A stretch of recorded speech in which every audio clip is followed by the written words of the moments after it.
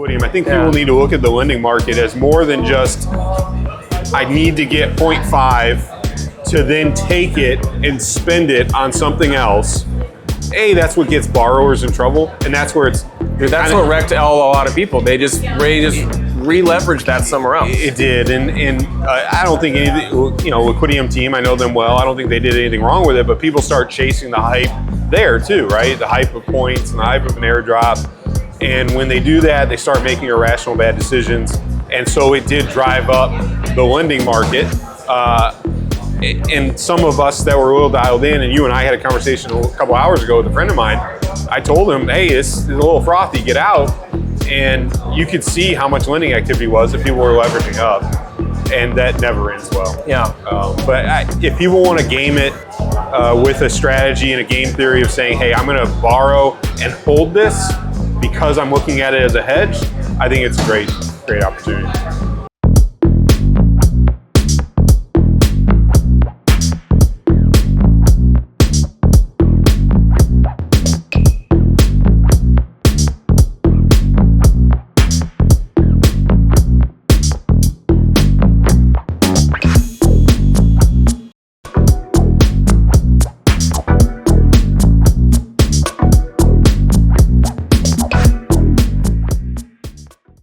Okay, so I'm here with TheHawk. Either one's fine. We're here at Ord Summit, Token 2049, Singapore, the degen center of the universe, it seems. Absolutely is. Yes. So it's very appropriate that you're here because I hang out online, and I don't describe myself as a degen, but I like to follow who is. And sometimes from the outside, it can be very difficult to actually figure out if someone who's an internet person on the other side of the computer, if they actually know what they're talking about. But after about half a year, it seems to me like you actually do know what you're talking about. You've got quite a track record and pedigree of being dialed the fuck in for just about every beat in the Ordinals and Ordinals saga. Where did you get your start? Why are you even in this game in the first place? Good question. Good to be here with you. Yeah. I'll start real quick answering why it's TheHawk instead of Hawk. Okay. Because, adding the in front of it almost has like an air of smugness or something. But Hawk.eth was taken when I wanted to do my ENS name. It all comes down to the ENS, and so somebody already had it, so I switched to TheHawk. And from there, it's just been TheHawk. So that was how Hawk was born from that standpoint. It's been a nickname I've had for my whole life. But got started in Bitcoin in 2013. My brother-in-law at the time was dating my little sister. He was like, hey, have you heard of Bitcoin? We're sitting on my roof deck in Chicago, and he's like, hey, have you heard of Bitcoin? I'm like, I've heard of it. Haven't really looked into it much. He's like, you should look into it more. So got involved then, got really into Ethereum in 2016. Kind of left my Bitcoin alone. It was a pet rock for a while, right? We had nothing to do until Ordinals came about really with it, other than gamble and spend it on stuff online. Yeah, it was a fun little gambling arc in 14 and 15, but not much since then. I mean, I used to play poker with 0.1, 0.25. Dude, I feel like that's how everyone got their start was online poker, and then. I wish I was a better poker player. Yeah, I'd have more Bitcoin now. Yeah, thinking back to how much I burned on it. Oh well. Many such cases. Yeah, so I mean, Ordinals, I just heard about it right away, got into it. Loved having something to do with Bitcoin, and I'm retired, so I'm a full-time degen. I mean, that's really how I describe myself. I invest in some projects and stuff, and have businesses kind of in the side that are passive IRL. But for this, I have nothing else to do. I'm bored when my kids are at school. My wife's busy doing whatever she does. Lock in. Yeah. But you say you're retired, but you also said, I think, you spend 12, sometimes 18 hours a day locked in watching the ecosystem.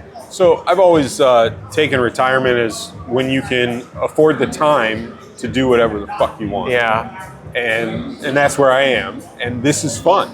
And so that's why I do it. Last summer when Ordinals were dead, I pissed off for the whole summer, didn't really pay much attention. I mean, I kept my ear to the ground a little bit. But, travel, hang out with the family, take the kids to school, whatever. But, I'd be bored if I did nothing. Yeah. So it's a labor of love. It's fun. I enjoy DJing. So let's talk about your how you think about the broader ordinals category. Would you describe yourself as a thesis person, or are you just kind of like reacting to the beats in the ecosystem? Like, do you have a big outlook, or what's your headspace? I'm a short-term thesis on most things, and I think the hardest part for some people, you mentioned just a lot of conversations we've had about, it's hard to be a full-time DGen and not necessarily being a DGen, but you make sure you try to get to know them. I'm the same way with getting to know devs. I'm not a dev. I know I don't know what I'm talking about when it comes to that standpoint, so I try to surround myself with devs to offset my weaknesses. And I think that's how most successful people look at things, surround yourself with people that offset.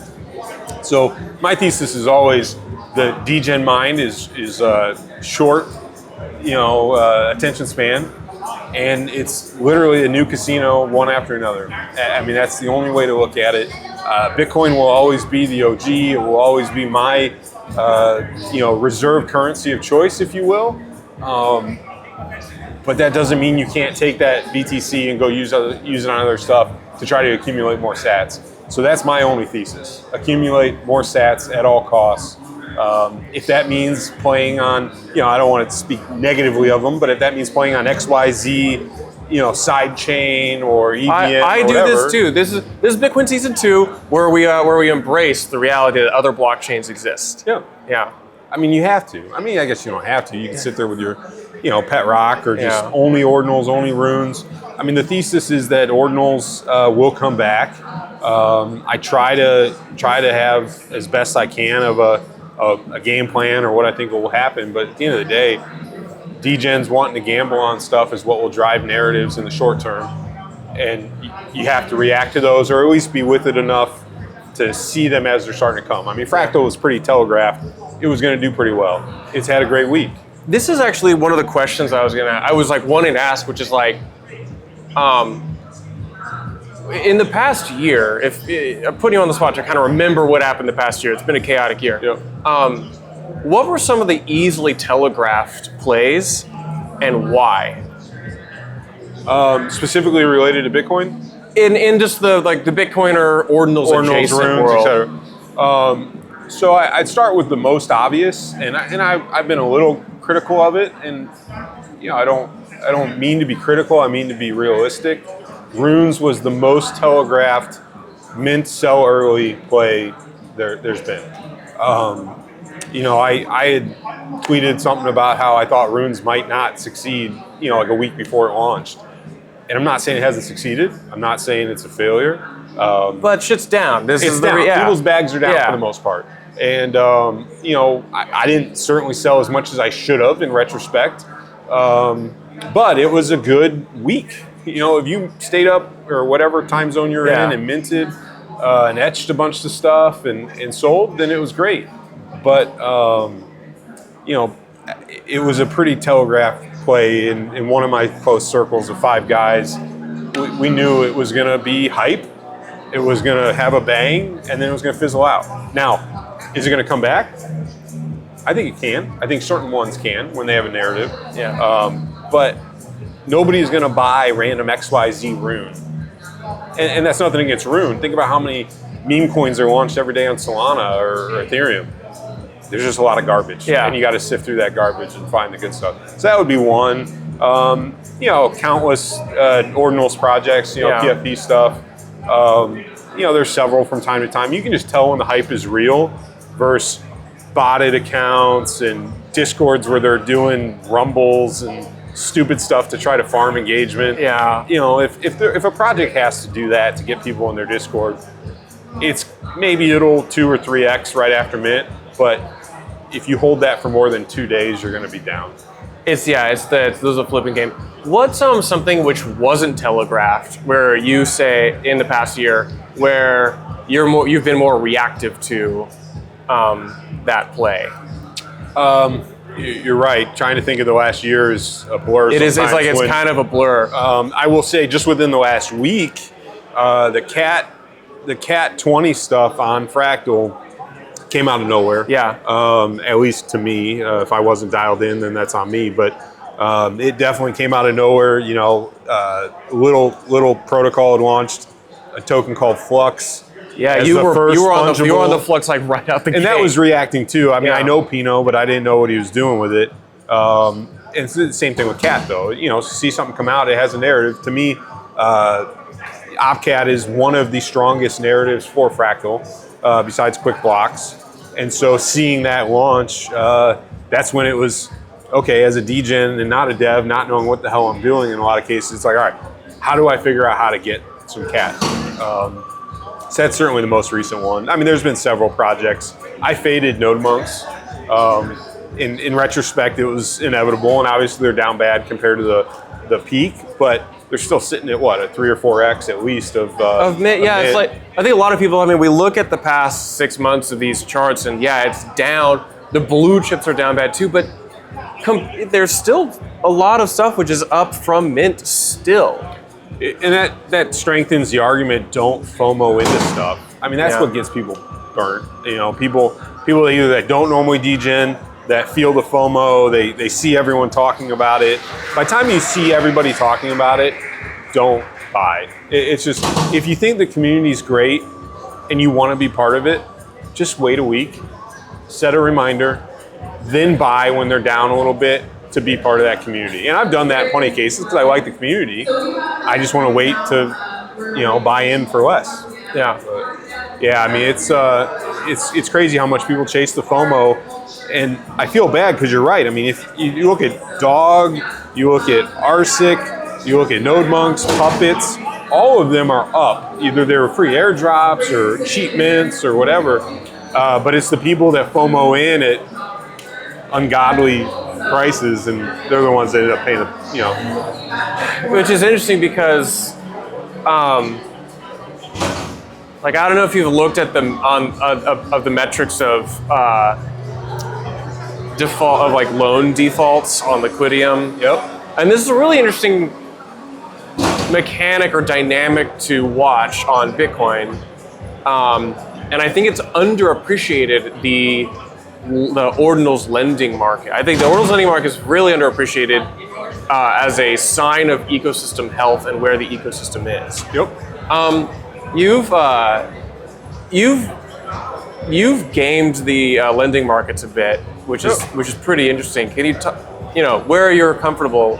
Talk me through some of the interesting things you've seen. I mean, I'm comfortable talking about anything, and I'm comfortable gaming anything. Yeah. To be blunt, I mean, if there is a loophole, if there's a strategy, I mean, we are in a PvP world. Now, I proudly say I will never scam anyone. I mean, that's just Midwest boy. I have ethics. We're too nice in the Midwest. Yeah. But that being said, my goal is to make money, just like most of our goals here. So if you can, manipulate a loophole a little bit, or you're in an equally relatable, counterparty risk on something, and the other counterparty is willing to do something dumb, I'm not going to say no to that necessarily. So yeah, I mean, Liquidium's a great protocol. I think they've done a great job. I think they have helped a lot with the ecosystem, but you're right. A lot of people have defaulted. I've defaulted on several loans on purpose. Talk me through that, yeah. Why do you intentionally default on a loan? I say on purpose because a loan is basically a call option sometimes for a small amount of money, and it's an easy risk reward or asymmetric risk scenario.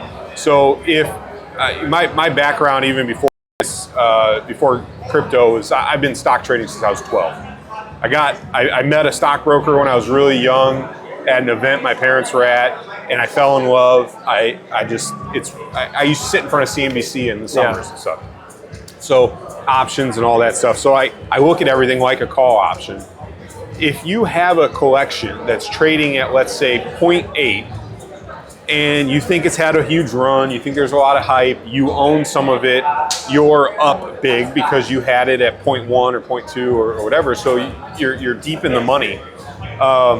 If somebody's willing to loan you a week or 2 week loan on Liquidium at 0.6, let's say, which is a 75% LTV, which most of the collections I've seen were always kind of between 0.65 and 0.8, give or take, seem to be about the happy medium. So if it's at a 0.75 LTV and you can get 0.6 for someone, basically what that is a 2 week insurance policy for you, or a 2 week call option. So to take the loan, you might spend 0.01 in interest maybe, Well, if you bought it at 0.1, it's at 0.8, so you're at least 0.7 in the money, and you're saying I'm going to take a 0.6 loan, spend 0.01, so now my cost basis goes from 0.1 to 0.11, and I am guaranteed 0.6 for the next 2 weeks. And so I get the best of both worlds. The lender really gets screwed in that situation, because if it goes to 1 or 1.5, I pay back my loan and I'm done with it. If it goes to 0.4, in the case of node monks, you just default on the loan, and now I got 0.6. I've heard a lot of strategies around this, which always favor the lender, which is like, you could just, it's free yield into Bitcoin. I'm like, no.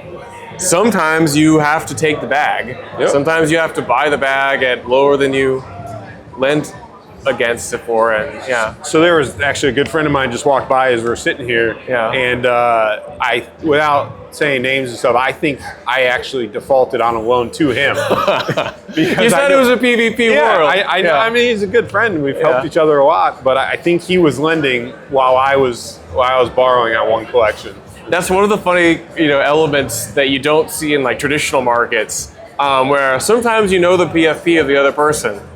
You're like, I'm pretty sure that's your puppet, and I'm sorry, it's now definitely your puppet. Yeah. Yeah, I mean, I think so. Just to kind of recap on what you were asking about Liquidium, I think people need to look at the lending market as more than just I need to get 0.5 to then take it and spend it on something else.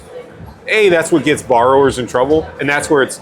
Dude, that's what wrecked a lot of people. They just re-leveraged that somewhere else. It did, and I don't think anything. Liquidium team, I know them well. I don't think they did anything wrong with it, but people start chasing the hype there too, right? The hype of points and the hype of an airdrop, and when they do that, they start making irrational bad decisions, and so it did drive up the lending market.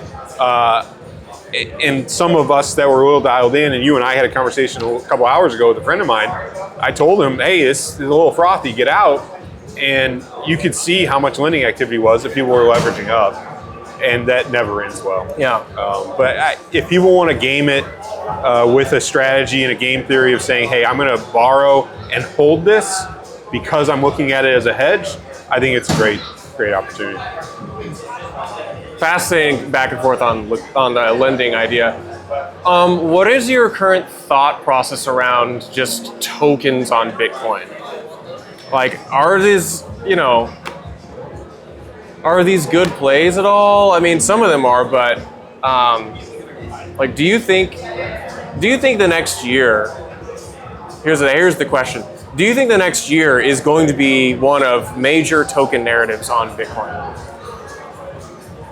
Individual tokens, not protocols, you're saying? That's a good question. I don't actually know which one I'm asking. What are your I thoughts? guess I'll try to address both. I mean, I think tokens are, first of all, during your panel, there's a really good metaphor to Wildcat stuff back in the 1800s. I always liken it to casinos or banks because it's just a little bit of pertinent for most people. When people issue a token or they start a new protocol, it's really just their competitive way to try to get a piece of the pie. And, no matter what new protocol is launching, it's just the new casino in Vegas at the end of the block. And then someone else is going to build another one. Someone else is going to build another one. And sure, a lot of people dig their heels in and say, oh, it's dumb. I don't want to do this. It's just a meme shitcoin. Well, why are there thousands of banks in the United States? There could just be one, right? Yeah, we could just have the Bitcoin of banks, whether it's Chase or Bank of America or whatever, but competition happens and it breeds innovation sometimes. And every new protocol or chain, I hope, adds value a little bit, maybe either back to Bitcoin or to other stuff. So as far as tokens, I think there's going to be another 10,000 garbage tokens. I think of those, you can probably make money on 10% of them if you're willing to flip them quickly. I think you can also lose a lot of money if you FOMO chase stuff. So yeah, new protocols will come. I know a few launching soon. I'm actually pretty excited about Arch Network. I just interviewed Matt here earlier. Yeah. Great interview. Actually, on the subject of like the Arch type products, do you think those coincide, like the Fractal effect? Yep. Fractal launches, something which is unanticipated, like the token meta heats up on these, do you think the launch of these new products, indexers, off-chain, whatever, do you think those are a mechanism of driving future speculative events? For sure. Yeah, absolutely they are. I think stablecoin adoption will be a huge one too. I think it will breed DeFi in a much larger scale in Bitcoin, whether it's on the true L1 or if it is a side chain or roll up or L2 or however it's accomplished. That's where some of that will get over my head in the mechanics of it. But at the end of the day, if people can start using LSD type products in Bitcoin, if they can start stabling up in a more real manner, then I think it's just going to breed more liquidity, which then has more token go up type events, whether it's on actual tokens or ordinals and non-fungibles. But I think people just miss and forget token go up, token go down. Yeah. And if you want to gamble, I do, I enjoy it. I obviously have some sort of gambling addiction problem. I think we all do if we're still here after this much. Yeah. I mean, as long as you know that you're gambling, then that's fine. But there are very few tokens that will ever trend up and to the right. I think Bitcoin's one of them. That's why that's my reserve currency of choice. So if it's like if you're at if you go to Vegas, if you put money down on the table and you know that's the money you're putting down on the table and you're fine with it, great. If you win and you're hot and you're up, quit while you're ahead. Do that on a token as well. There's no shame in being up. Now, if you're lying to people or stuff, that's different. But if you buy a token and it goes up, take your profit. Take your initials out, whatever. Sure, it's a...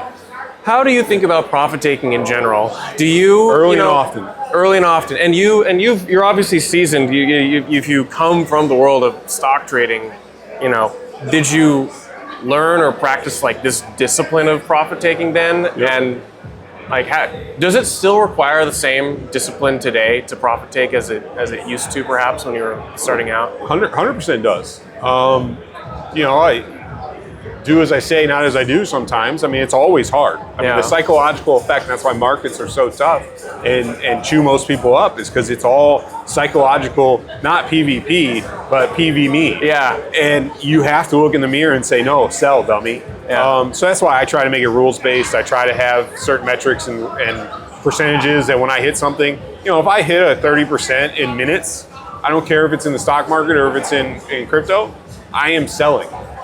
I mean, those are returns that people work 5 years to try to make in TradFi. And so, sure, it might go up more. Everything will go up more potentially at some point. But yeah, I'm a 2x, pull initials out kind of guy. You live to fight another day. You still enjoy a free trade. Having a free trade, kind of like the same concept as the Liquidium loans.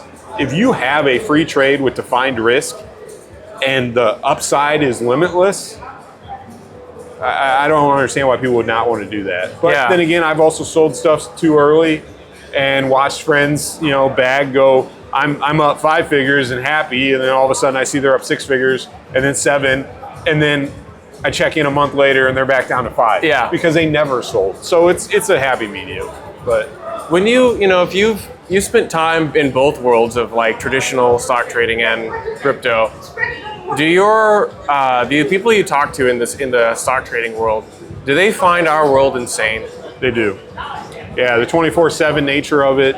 I have a couple good friends that are full-time day traders. Have been successful at it. I'm still in a couple small chats that are mostly focused on TradFi stuff, and a few of them own Bitcoin or dabble.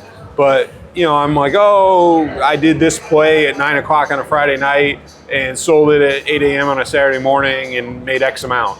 And they're like, you're trading then? Like, it's bad enough from 9:30 to 4 every day. So yeah, it's a different world. I mean, it's you have to be the most degen of degens to want to hyperactive trade crypto. I feel it's kind of some mental illness, and after a long enough time in the space, even I, as an active trader, I've been here many years, and sometimes I wonder if I have Stockholm syndrome. Like I just enjoy the game of it more than I do anything else. I'll switch gears a bit. You put me on to TravelSwap. were kind of the guy, I think, who were saying you can buy hotels and stuff and flights with crypto on this TravelSwap thing. I mean, heck, part of the reason I'm here in Singapore is because, like, oh, I can buy a place in Amsterdam for later in the trip with Bitcoin. I'm in. I've seen a lot of people try to do this before. I don't know. You want to talk about what TravelSwap is? Because I think it's a pretty cool product. I mean, it's amazing to be able to use your magic internet money on tangible, real things. And that's what's funny about tokens is, you think, oh, it's token go up, token go down. That's the only utility. Maybe some Ponzi-nomics with something, but it is rare to have, other than some shopping portal type stuff where you can pay in Bitcoin for a tangible product. It's normally not crypto native. And it's not a very elegant solution. Often you have to copy paste addresses and send certain amounts, and if the price fluctuates in 5 minutes, you're out of luck. And so I met Eric, the founder of TravelSwap, a long time ago. I think I was probably the first check written to him. I believe heavily in what he's doing. I'm also a huge travel, enthusiast. And so when he talked to me originally about tokenizing both hotel stays and Airbnbs so that you can trade them on the aftermarket, started getting exciting. And then we started looking at how do you start ramping up revenue. And the key was, how do you actually build a crypto platform with real revenue? Yeah. Because a lot of them just don't have it. Yeah, outside of an exchange, what other business model is there? Yeah. And I mean, a few of the lending protocols and stuff can make some fees, but it is pretty rare. So yeah, I mean, he worked his ass off. It's grown a hell of a lot in the last year or so. It's hotels just right now, partnered with Expedia and Gemini. I mean, he's literally, I still get people that are like, oh, it's a Ponzi. I'm going to book a hotel and show up and it's not really going to be there. That was what I think. It's like, I've heard of so many of these schemes, and then looking in, I was like, oh, this is legit. Where was this in 2017 or like the last bull market peak? Because when shit's up, I'm very bad at selling. I'm much better at increasing my expenditure, my luxury expenditures. Yep. So that's kind of my philosophy here. I mean, it's where it was. It's funny. There's one other competitor for the most part, but I think what it is people don't realize, and part of what's helped Eric so much is I'm partners with him in another venture that actually gave him enough business history to be able to do this. You can't just go to Expedia and say, hey, let me API into your platform and offer your whole book of rooms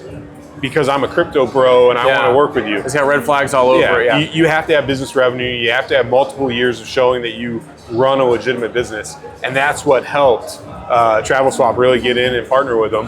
And people don't realize, like, literally, if you go on Expedia and you go on TravelSwap, it is the same price or sometimes cheaper on TravelSwap. Because people are like, the value is like fluctuating somewhat with it. Yeah, but I mean, crypto native devs, crypto native teams. So, the UI, while it's not perfect, it's more of a elegant, what you'd expect. You check out like you buy an NFT or an Ordinal or swap on Uniswap. You see what you need, you hit select, it pops up your wallet, you can pay in Bitcoin or other currencies, and you just hit submit. There's no fussing around. So yeah, I mean, I love it. Huge enjoyer of it. I wish, I'll just say more to come soon, even besides the hotels. Cool, time it with the bull market. Yep. Now the Novu rich can go spend their money on hotels. I guess, what are your final thoughts of the state of the Ordinals ecosystem? We are facing liquidity fragmentation. We're facing the narrative of Ordinals is kind of tired right now. We're months into a bear market. What brings us back? What's there to be bullish about? So I will two-part answer that, kind of taking both sides of the coin. One, I will say there's not a lot to be bullish about right now. Ordinals, runes, this is going to be a hot take that people disagree with, but it had 2 hype cycles already. Ordinals, at least. That's rare to get a third. A lot don't even get a second. So I truly think Liquidium and that speculating and getting levering up helped fuel the second, not to mention also running into runes launching. So a big part of me says there will not be a third cycle. This is a good. I like a good spicy take. Now, my bags will disagree with that. I still have plenty of. I rock a PFP as an ordinal. Same, yeah. I have plenty of them. So it's not me fudding. It's not me saying I hope it goes down. I certainly want them to come back. I still think there's, like I said earlier, tokens. There's still flashes in the pan. I mean, there's been several launches lately that have done very well. I think there's another one this week that's going to do really well. But then to take the other side of what is the bullish case, I think it's devs that have still been deving for the last year. And what I mean by that is there is still a huge amount of attention and effort going into making programmability, making DeFi, making all kinds of enhancements to Bitcoin and to L2s, if you will. There's 100 of them. There'll be 100 more. 99% will fail. 1 or 2 or 3 will get it right. And that's what's going to launch the bullishness. Whether it's a stablecoin, whether it's a better wrapping mechanism that's in a more trustless state, something that a dev has been working on in the dark for the last 6 months is going to catch on, and that will probably be what ignites another run. I like this. That's a realistic approach. I would expect nothing more than one of my favorite traders, Hawk. It's been a pleasure chatting with you online and now in person. So thanks. Thank See you back on the Discord. Sounds good.